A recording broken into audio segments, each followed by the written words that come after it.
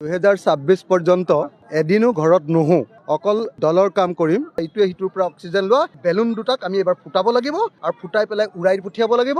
আৰু AIDFৰ চৰ্দাৰ মৌলানা বদৰুদ্দিন আজমল আৰু বিজেপিৰ চৰ্দাৰ হিমন্ত বিশ্ব শৰ্মাক আমি বাংলাদেশলৈ পঠিয়াই দিব লাগিব। 2026 পৰ্যন্ত এদিনো ঘৰত নুহো, মানে ৰাতি শুম, গোটেই দিনটো অকল দলৰ কাম কৰিম। বিজেপিক হৰুৱাবৰ কাৰণে প্ৰত্যেক দিনাই কষ্ট কৰিম।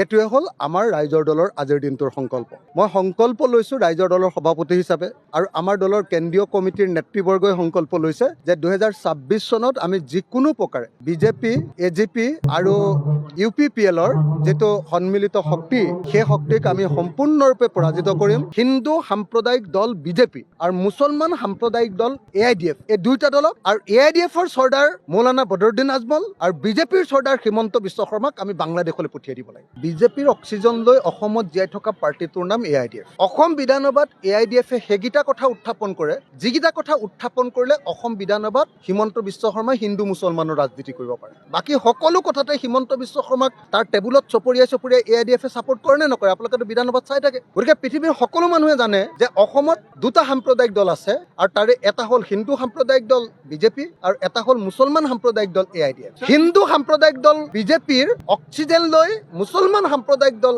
AIDF জীয়াই থাকে, আৰু মুছলমান সাম্প্ৰদায়িক দল অক্সিজেন লৈ হিন্দু সাম্প্ৰদায়িক দল বিজেপি জীয়াই থাকে। এই দুটা দল ভয়ানকভাৱে দেশৰ জনগণৰ কাৰণে এটা শত্ৰু।